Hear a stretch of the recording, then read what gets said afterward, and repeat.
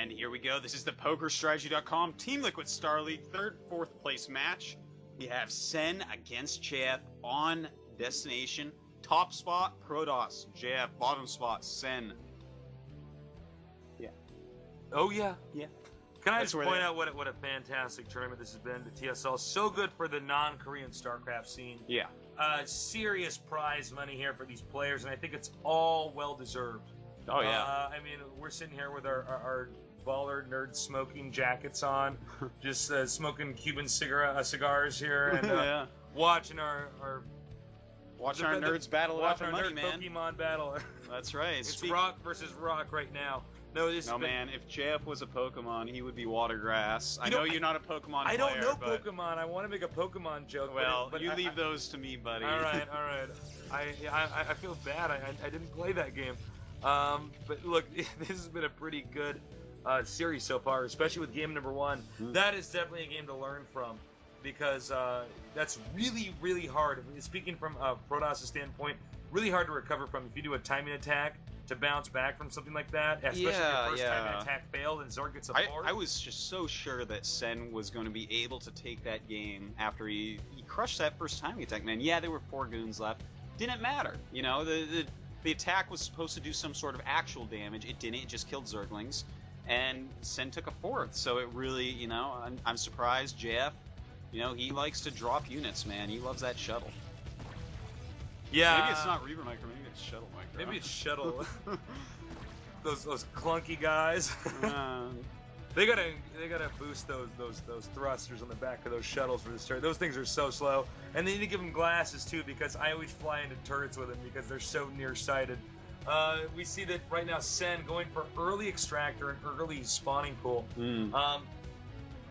This used to mean that you were going to be aggressive and try to kill off your opponent early on, but what it means nowadays is that you're going to try to kill off your opponent's probe so that he can't gather intel. You know, I actually really like this opening on this map specifically because, yeah, it kills off that probe, but there's other things you can do with it as well, and you can do things like get burrow and hop over the mineral patch behind. Yeah, that's a great opener. And even if you just bring a few drones and mine that out, suddenly they have to make so many cannons when you research speedlings because they just don't know how many you've made. Oh, you know, I really do like this opening by Sen. I've always been a fan of overpool speed builds in Zerg vs. Protoss, and I'm glad to see Sen is showing us that he is capable of doing builds like this as well.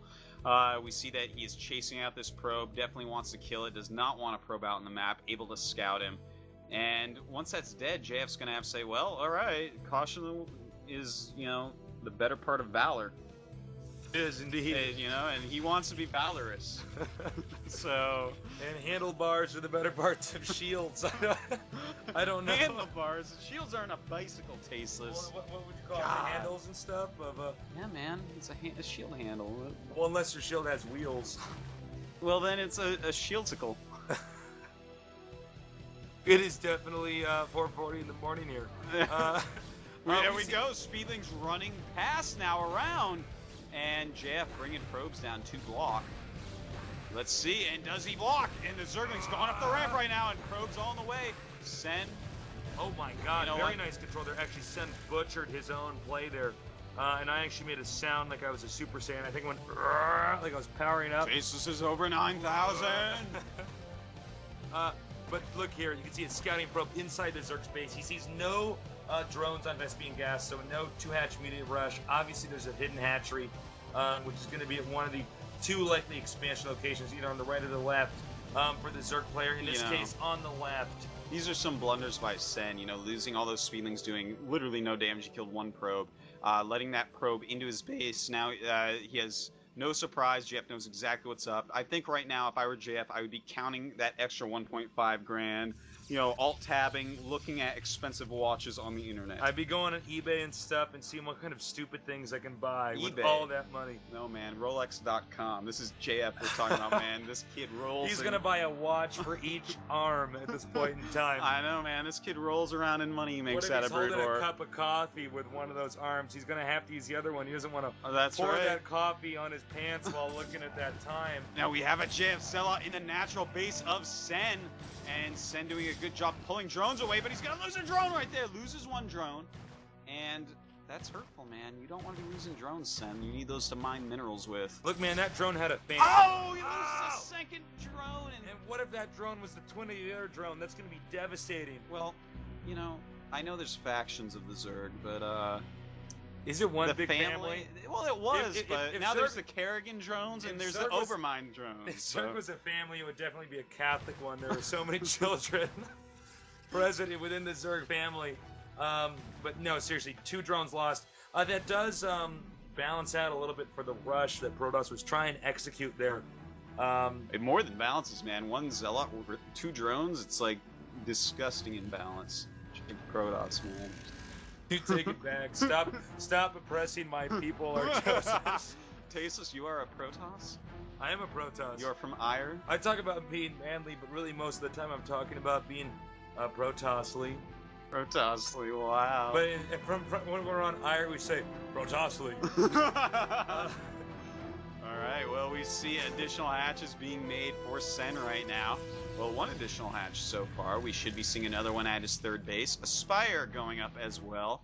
Probably get some Scourge out. Make sure that Sayers and Shuttles don't ruin his day. Well, hopefully not Shuttles again like we saw last game. A Sayer being made by JF. He also has his Citadel up, getting legs this time instead of Templar Archives.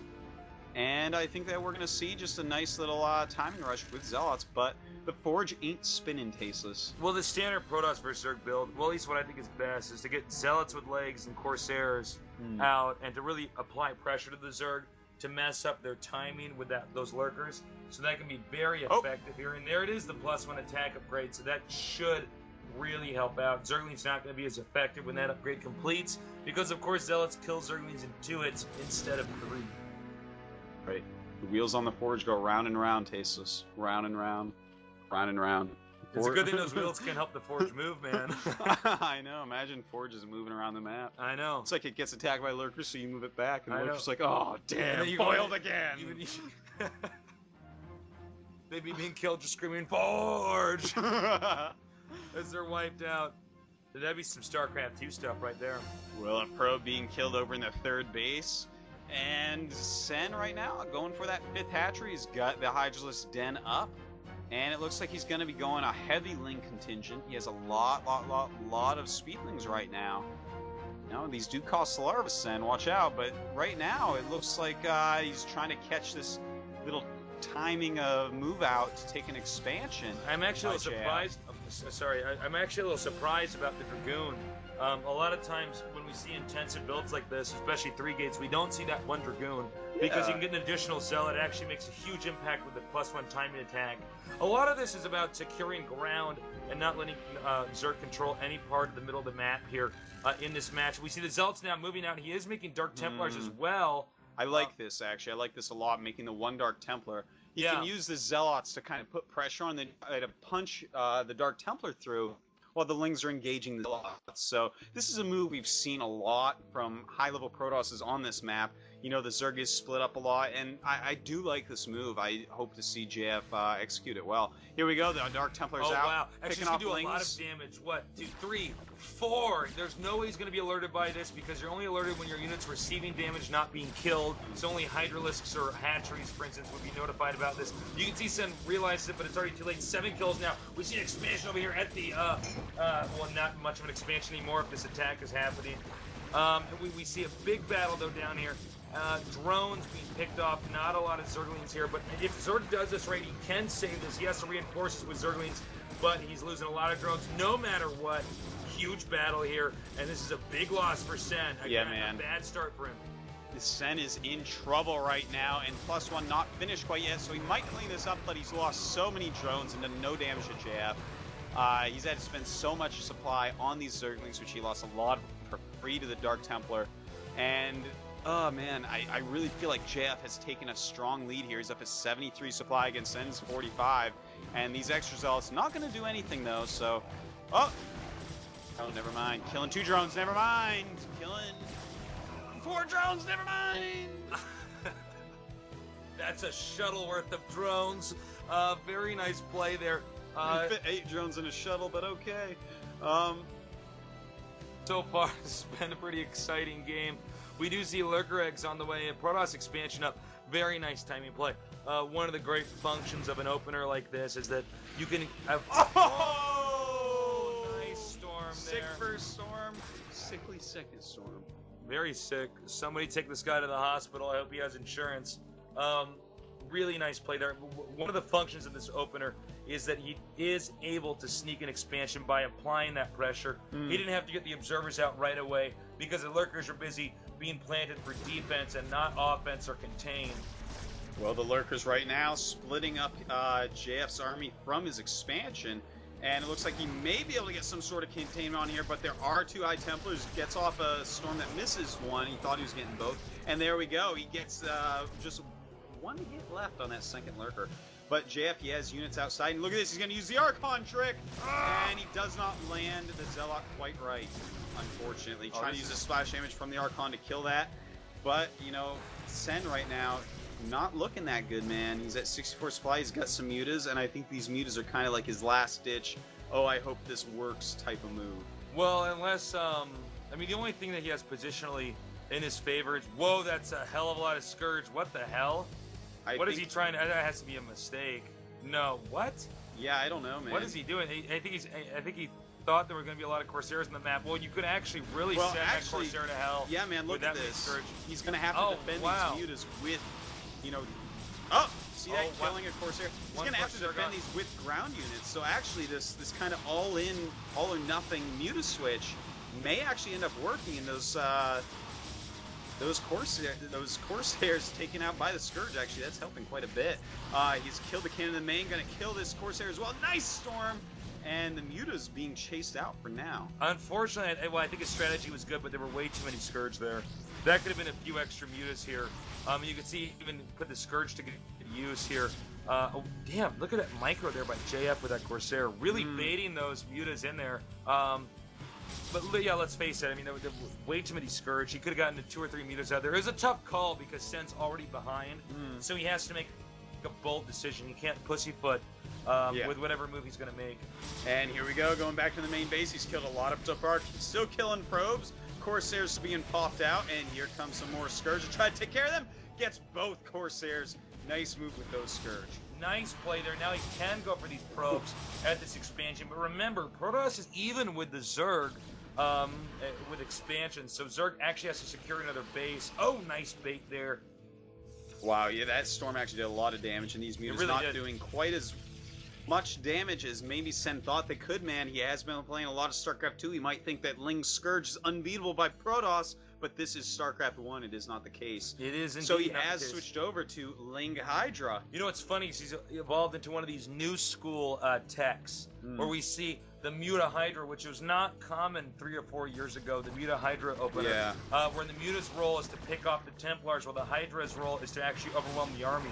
And here we go, he's engaging, and he's going to overwhelm this army indeed, except for this Dark Templar in there that may change the tide of the battle. I do not see any Overlords in sight right now. He does not have Overlord speed, so that Dark Templar is being a total badass right now, Tasteless. 8 kills on him already. 8 kills already on the, hold that thought, actually. 1DT here in the middle of the map. Taking out a lot of units. We don't see an Overlord over there yet, and it will finally be picked up. He is actually setting up for a Lurker contain. This is kind of an odd tech shift. This is Sen is all over the place, serious. Man. Well, he's jumping from tech to tech, and we see in the expansion base over here the main base. Main base, excuse me. 2 DTs over here, wiping out drones. Has Sen realized that? No. He's already half his drone count. Oh my God. There we go, man. This is bad. This is what JF really does. Bad. He just kills your workers over and over and over. And it looks like we're going to see a counterattack by Sen up this little bridge with a million cannons in there. Maybe not the best of ideas, Sen, but he has to do something. He realizes this. Pushing through with Hydras, can he do it? I don't. Look, it should be over if this attack doesn't work out for Sen. Sen can actually try to attack this expansion, but of course, JF is going to engage. JF realizes, okay, I have the worker advantage. Frankly, Sen doesn't have much of a main base. I think Sen played his heart out here, but JF is very resilient. He's just able to bounce back like a Super Bowl from situations like this. You know, it looks like Sen, he's going to be cleaned up. Beautiful storm there by JF at his third base, killing off the rest of the Hydras. Sen with not much left, 55 supply. He has saved his main base from the Dark Templars, but JF right now, man, over 100. He's looking good. He's looking sharp. He's got a new haircut. He's got a new girlfriend. He's gotten all A's in school. His storms are hitting everything. He's got a brand new car. He's got new rims on his shuttle. That's it, man. Everything is going JF's way. He cannot be denied. Great play so far. You know, I felt like Sen would be the favorite here, but it turns out he's not tasteless. I don't know what else to say other than JF is just such a flexible nice player. Storm right there. Very nice storms here, and these Hydralisks, it's just not going to be enough against this powerful, perfect unit mixture. Better upgrades on the JF army as well. Yep. GG. Great game. This could actually end with a third game pretty quickly unless Sen really pulls out some amazing stuff here. You know, I have to say, I haven't checked the stats in a few days, but a few days ago, Sen had already played 100 games, ladder games on StarCraft 2, so I'm beginning to wonder, you know, maybe is he spending too much time on StarCraft 2? You know, that's something that may be contributing to this. Is he in the best of shape playing this match? I don't know. You know, it's certainly a possible thing. Hydralisks a lot better in StarCraft 2 than they are in StarCraft 1 right now. But in all seriousness, it's really a relevant point. The bait is out. Maybe he's a little bit. I don't know how else to put it. I mean, maybe he's a little bit distracted right now.